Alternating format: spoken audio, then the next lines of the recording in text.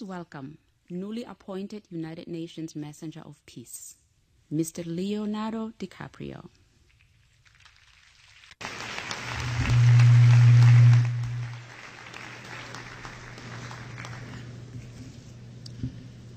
Thank you, Mr. Secretary General, Your Excellencies, ladies and gentlemen, and distinguished guests.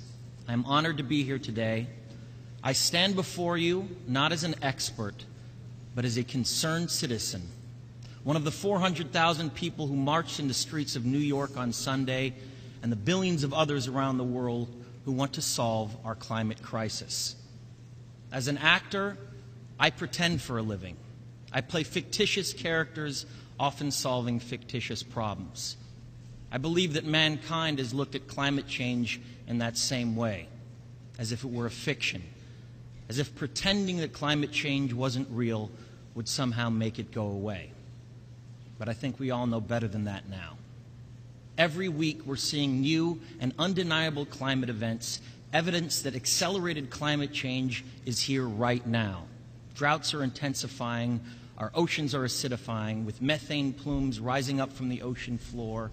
We are seeing extreme weather events and the West Antarctic and Greenland ice sheets melting at unprecedented rates, decades ahead of scientific projections.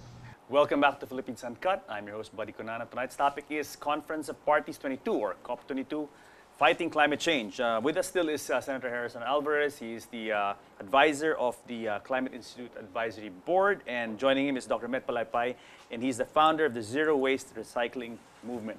Senator Alvarez, welcome to our second segment. Of course, Dr. Palaypay, big welcome to Philippines Uncut, your first time here, sir. Thank you very much. Yes, sir.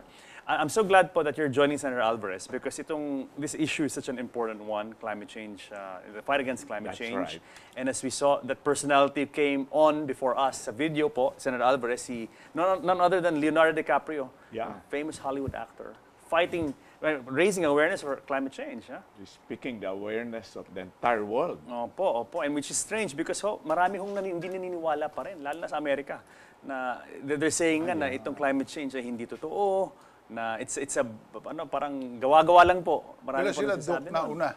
Opo. Bago pa climate change, yung problema natin ng basura. Opo.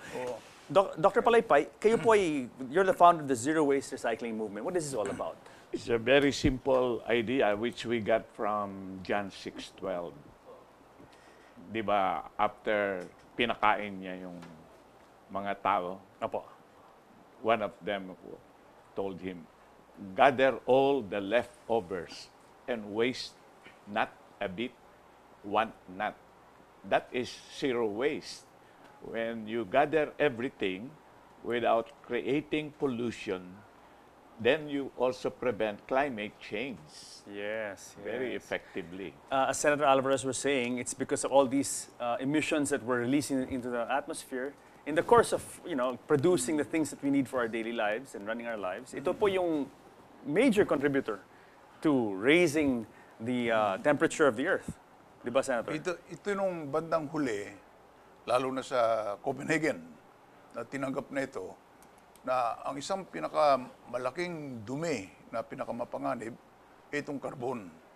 Ito galing sa pagsusunog natin ng ating panggatong upang magkaroon tayo ng kuryente. Dahil kumapal ang karbon, hindi makasingaw sa balat ng lupa yung init. Yung init po. Dahil hindi makasingaw, pag nagkaroon ng depression, nagkaroon ng bagyo, nung kabataan ko, ang bagyo siguro lumilipad ng mga 50 hanggang 70 kilometers per hour. Taga-norte po kayo. Ngayon, Northern Philippines, si Senator. Dahil masyadong mabigat na. Dahil carbon yun, carbon. Ang lakas po ng bagyo tumama sa inyo. Itong sa Cagayan and Isabela, with your home province. I'm very happy si Senator institutionalized that. Yes. He encouraged us. Alam niyo po, Dr. Palaypay, and I want people to know this, before it became cool to be for climate change awareness and pro-environment, si Senator Alvarez po, nauna na po. Diba? He was the first. He was the first, really, before naging hip and cool itong isyung to na kailangan, like before DiCaprio got into this, people like him were really involved in this area. Membro rin ako sa kanila noon eh. And he was the one who spurred and initiated and even approved some money for UP to begin it. Opo. So we started it. Opo. Dr. Palaypa, in your capacities, I understand you're involved with different groups. Isa na dito po yung Yes, zero civil waste society. recycle. Ano po yung what advocacy projects are you pushing po for We call climate it change zero awareness? waste Opo. in the sense that we can convert all the F into 6F, into fertilizer, into Nice. fuel, Opo. Opo. to functional black materials, Okay. and into fermentable. And so we are able to convert all the waste. It's like mining on top of the world Yes. by picking up 8 billion worth of mining on top of the world without destroying Mother Earth. Yes, yes. Kasi you have to cut trees and everything, no need. What we need to do is recover everything and practice the 3R. Reduce, reuse, recover. Maganda po yun, ha? 6 Oo. Fs and 3 6F Rs.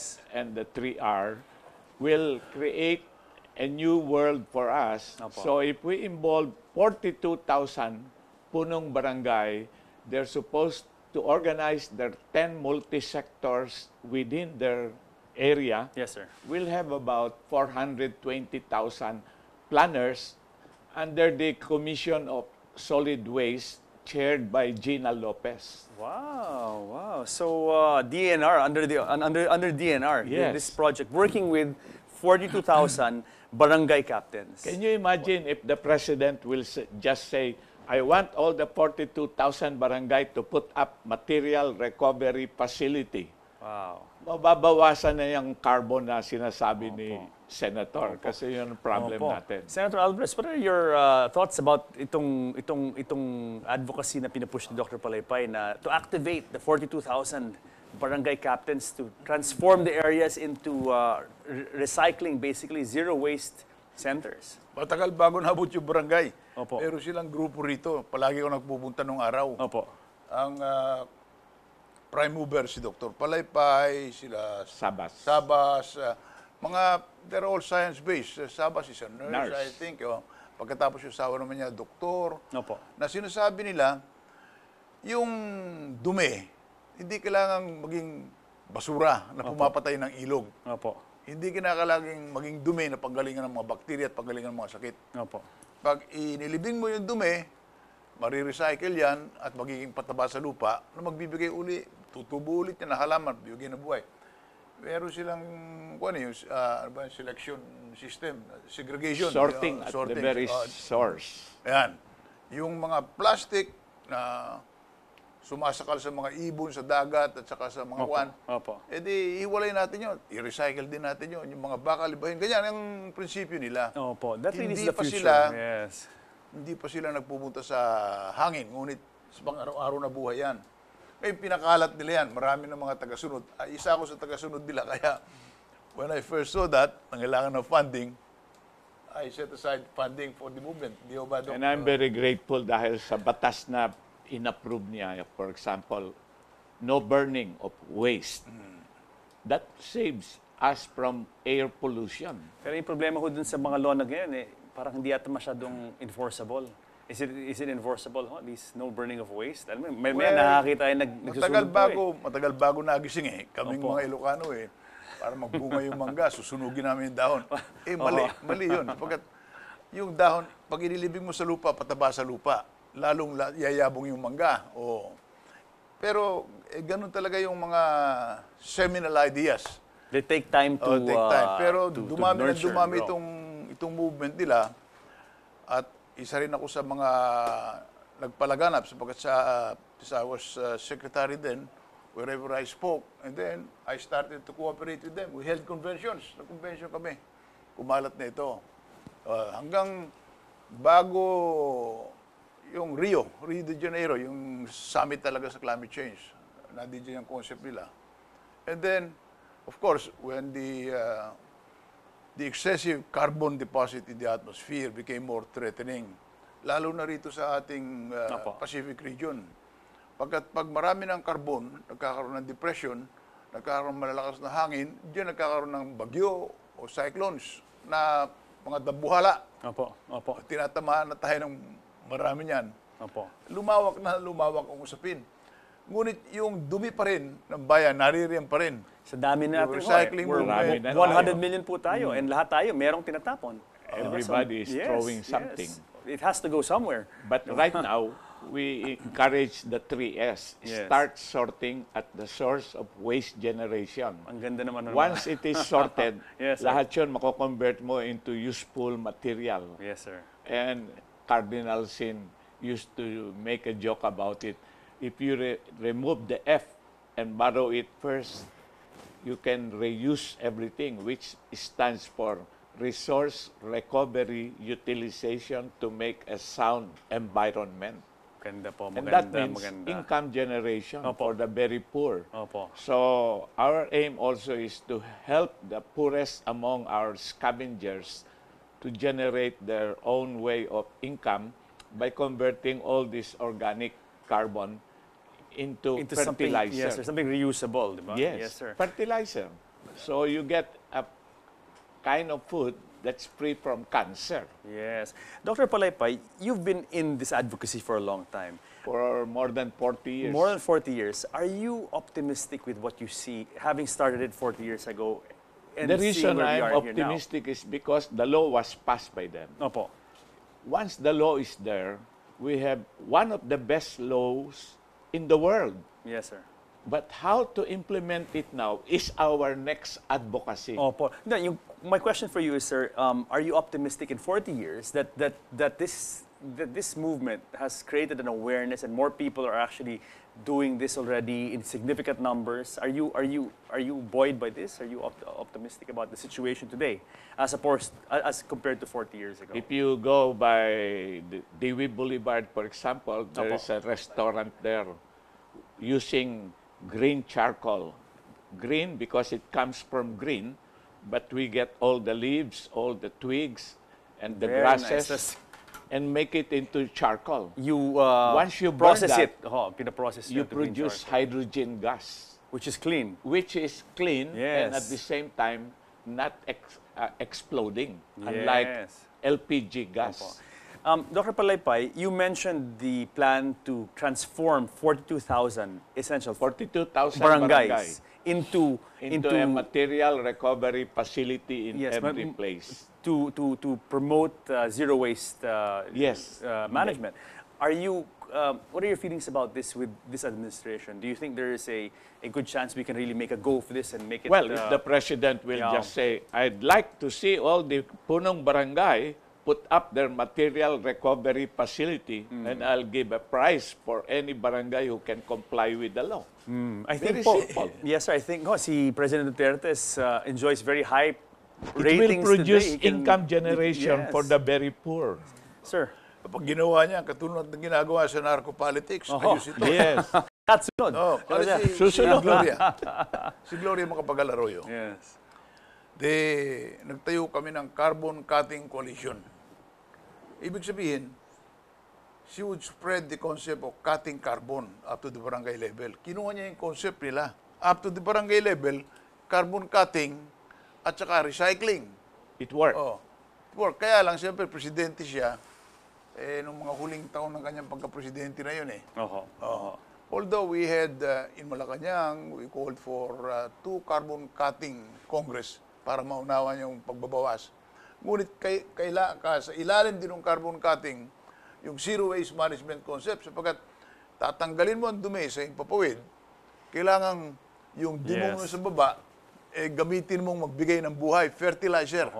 It's a recycling, life-giving operation. Yes. Kapag kung hindi, ano nangyayari, pag yung dumi mo natapon dyan sa sapa, natapon sa ilog, patay na ang isda, patay pa ang ibon, puro bacteria ang lumalabas dyan. Opo. How about the health issues po? Itong climate change kasi meron ng health aspect to. Hindi lang climate raising of temperatures, but also impact on people's health. 90% of our health problem is traced from neglect of our waste. So, for example, all the water body, if you just break 1 or 2 thermometer with that mercury, Yes, sir. almost 2 swimming pools will be poisoned Really? mga Ganun? fish doon. Oh, wow. If you eat Even the just fish, the mercury from one or just two one or thermometers two, yeah.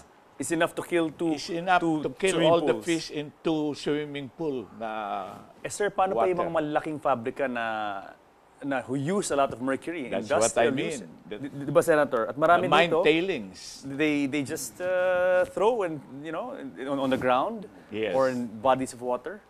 And, Yung mga minahan natin ng araw, opo. gumagamit sila ng mercury, Opo. tapos nag-improve ng konti, gumamit ng cyanide. Ang diferensya, yung pagsangga nila sa dumi ng mina, hindi maganda. At pag nagkaroon ng bagyo, bumibiyak yun. Bumibiyak. Katulad ng ilog natin, yung Agno at saka Bued River, pinakamalalaking ilog sa Sierra Madre, andyan yung minahan ng ginto. Pag bumibiyak yung sangga at hindi sinasala yung mercury yung mercury kumalat dun sa pampang. Yung pampang taniman natin ng lahat ng pagkain. Karamihan ng pagkain dyan ng araw, dumaan dyan sa Pangasinan, sa South China Sea. Yun ang pinagagalingan ng bigas, kamote, at saka mais. Nanigas yung lupa dahil namatay yung mga pananim. Opo. Mabuti-buti na lamang, nung 100 taong ganyan ang ginagawa ng mga nagmimina sa Mountain Province, maluwag pa ang Cagayan Valley. Yung mga taga-Pangasinan at saka dyan sa Central Luzon, napuntahan sa Cagayan Valley dahil may bagong lupa ron. Ngayon, saan tayo pupunta wala na tayong mga bagong lupa. Kaya Yes, sir. dinudumihan nating lupa, sana ma-recycle kung magkakaroon ng waste management. Lahat ng barangay, Ang ganda. lahat yung dumi, ilalagay mo sa lugar. Diba? And Senator and Doctor, I think this is really crucial because Very as I crucial. said, 100 million people. I mean, 100 hindi, million. Sabi nga ni Senator, hindi lumalaki Working as yung one. ating lupain. Pero yung ating population ay walang hinto ang paglaki. At saka Waste ito, is a really serious thing that we have to deal with. Itong ASAP. sinisimulan na ng pag-usapan nung grupo nila nung araw, mga Opo. scientists yun. Sila, Saba, yung kasama mga All our medyo pahingibeo. LC De Vera, mga nurse na kasama ko doon. Yung dumi na galing sa buga ng ating mga sasakyan, galing sa buga ng gasolina, galing sa buga ng diesel, nag-iiwan niya ng PM10. Dumi yan. Yung hindi nasusunog na alikabok, PM10, particulate matter 10 microns ang nipis. Yes, sir. Ibig sabihin, pag commuter ka, naglalakad ka, daan na yung katakot-takot na buga ng hindi nasusunog na abo. Papasok yan sa ngalangala mo. Wow. Pagpasok sa ngalangala mo, papasok dun sa alveoli, yung humihigop ng oxygen. Tutusok yan doon. Pagkagalingan ng sakit yan. Sari-saring sakit po. Lahat na ng sakit. Opo. Upper respiratory infection, Opo. cardiovascular. Cancer. Number one cause nga ngayon natin, yun yung air particulate Yes, na pagka nagsunog ka, makukuha mo lahat yan. Alam niyo, Dr. awa ng Diyos, yung Pilipinas ay hindi pa kasing sahol ng Beijing, for instance. Yung air quality sa Beijing, I understand, napakasahol. But sana, maagapan po natin yung problema bago sumama siya ng ganong kalala. Alam mo nangyari sa Shanghai? Opo. Di nagtatakbo sila ng muka. Dahil lang ginagamit lang panggaton yung maruming coal. Opo. Yun ang coal ng China panay industrialization lang. Tatakip ng muka. Nung natutunan ng mga taong bayan na doon pala nagagaling yung sakit nila, pinagbabato nila yung... Kaya yung Central Committee ng China ngayon, gumawa sila ng programa para bawasan yung carbon. Yes, sir. Dito sa atin, kailangan gumawa tayo ng programa para yung carbon sa kalye na pumapatay. Ang number one killer dito sa atin, alam ba niyo ang number one killer? Pollution. Lang pollution. Yes. Emphysema, asthma. Pagpasok ng carbon, yung PM10 na yan, papasok din sa alveoli, papasok sa bloodstream, di papasok sa pancreas, papasok sa liver. Konektado na ho yun. Punta kayo sa, Yes. punta kayo sa ospital natin ngayon at makikita ninyo ang top 5 killers dahil sa pollution. Emphysema, down the line, top 5. Hindi na yung tuberculosis itong araw. Senator Alvarez, we have to pause for break, Doctor. But pagbalik po natin, ako po will bid goodbye to viewers kasi yung papalit ko sa akin dito ay yung inyong ginang na si Cecil Guidote Alvarez who will be presenting naman yung arts aspect ng COP22 na pupuntahan niyo po sa Morocco. So guys, stick around because more of COP22, Conference of Parties 22, when Philippines Uncut returns.